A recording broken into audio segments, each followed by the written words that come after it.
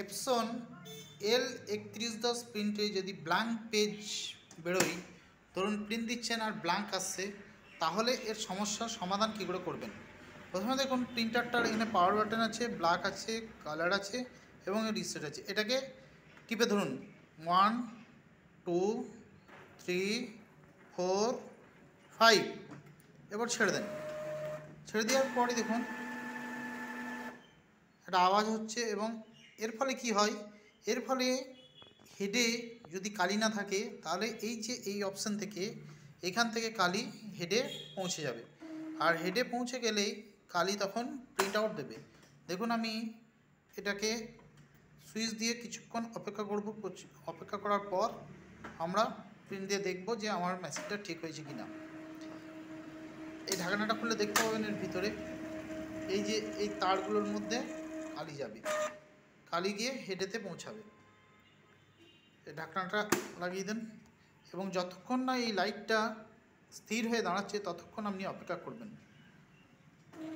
এটা Epson L3110 printer. L3110 printer যদি blank page আসে, দেখুন এখনও সময় নিচ্ছে এটা, যতক্ষণ না এটা স্থির হয়ে দাঁড়াচ্ছে ততক্ষণ এটা রেডি হবে না। এর ফলে কি হবে, হেডে কালিটা পৌঁছাবে। হেডে কালি না থাকার জন্য এই ব্ল্যাঙ্ক পেজ আসে।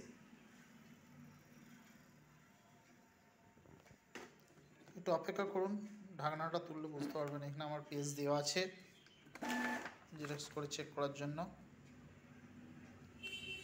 নামিয়ে দিলাম। দেখুন এখনও রেডি হয়নি, একটু সময় নেবে। সময় নেওয়ার পর যদি আপনি এটা প্রিন্ট দেন তাহলে প্রিন্ট বেরোবে। এটা অনেক সময় যাবে, আমি ভিডিওটা একটু পজ করে দিচ্ছি।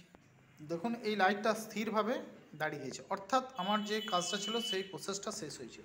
এরপরে যদি আমরা ব্ল্যাঙ্ককে এখানে ক্লিক করি বা কালারে ক্লিক করি, ব্ল্যাঙ্কে ক্লিক করলাম, ক্লিক করার সঙ্গে সঙ্গে দেখুন জেরক্স আসবে।